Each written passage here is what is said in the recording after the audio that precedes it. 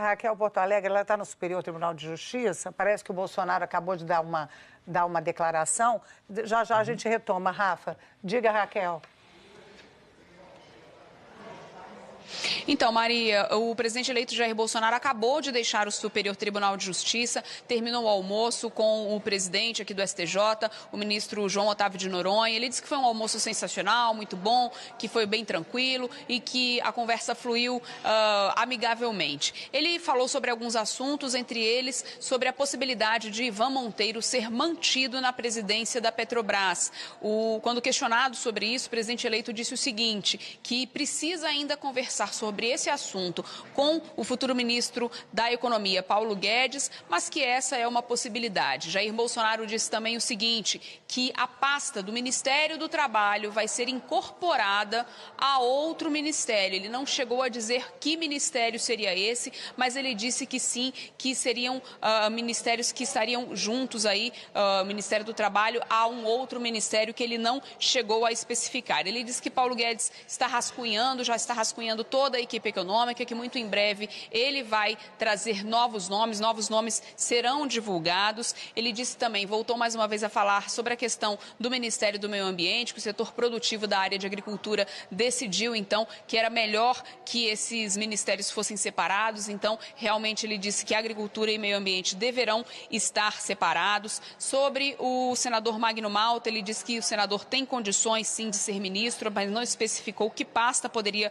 ser a do senador Magno Malta. Ele disse também que tem que ver a questão da reforma da Previdência, que a reforma da Previdência, ele ainda vai se reunir com parlamentares da Câmara e do Senado, uma reunião que deve acontecer amanhã de manhã. Ele disse que muito provavelmente na residência que ele está ocupando aqui em Brasília, que é a casa do filho, o deputado Eduardo Bolsonaro, é o apartamento funcional que fica na 202 Norte, aqui em Brasília. Sobre a questão do Egito, que acabou cancelando ali, né, adiando a viagem brasileira, da comitiva brasileira para aquele país. Ele disse que uma questão não tem nada a ver com a outra, que a questão de ter essa viagem ter sido adiada não tem nada a ver com a possibilidade da mudança da embaixada brasileira para Jerusalém, como ele falou. E ele disse que para o Ministério das Relações Exteriores vem buscando alguém que tenha aí, que seja um diplomata e que não tenha nenhum viés ideológico. E ele disse que sim, que nesse momento ele até gostaria de viajar para outros países, mas que a saúde dele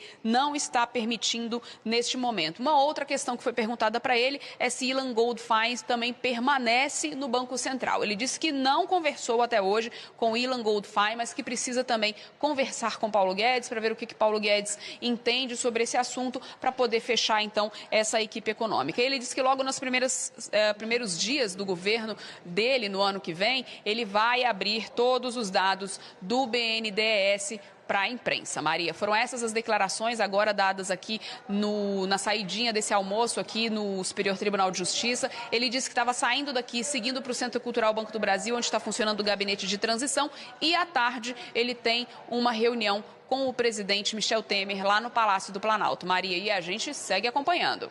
Sem dúvida, cada passo dessa agenda, afinal, é a primeira viagem a Brasília de Bolsonaro depois de ter sido eleito presidente da República. Miriam, várias coisinhas que Raquel Porto Alegre nos conta. Comecemos com a possibilidade de Ivan Monteiro permanecer presidente da Petrobras. O que você achou dessa declaração?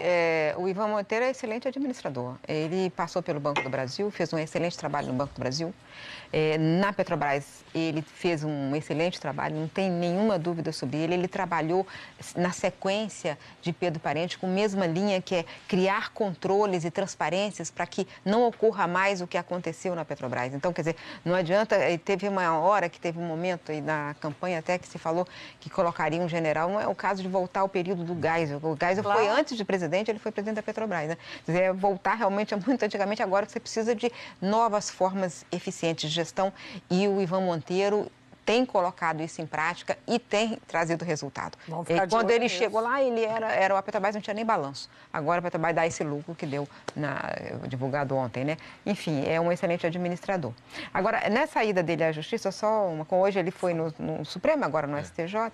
No Supremo, eu só queria falar uma coisa. No Supremo é o seguinte, o presidente do Supremo é o presidente também do CNJ. E a agenda do Bolsonaro é oposta à agenda do CNJ, é simplesmente oposta. Assim, em que sentido?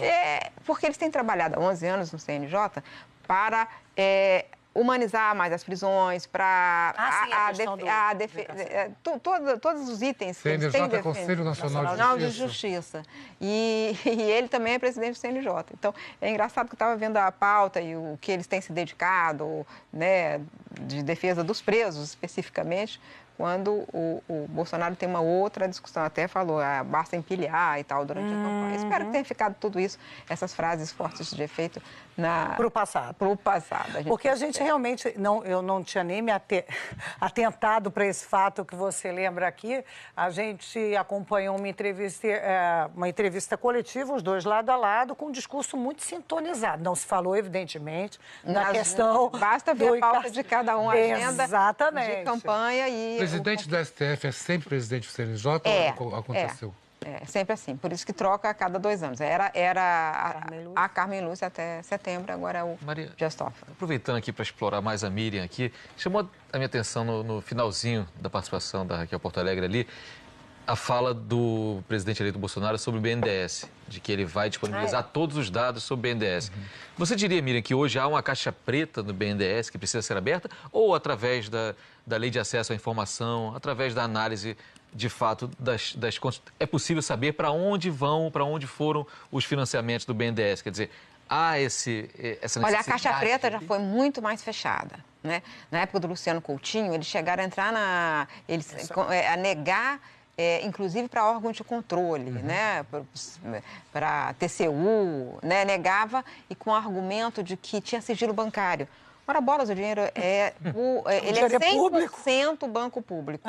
O dinheiro, inclusive esse dinheiro que foi no período do governo do PT foi transferido para 500 bilhões, é dinheiro de endividamento público, ou seja, o governo se endividou em nosso nome para entregar para o BNDES fazer as operações. A gente quer conhecer as operações, não podia conhecer as operações.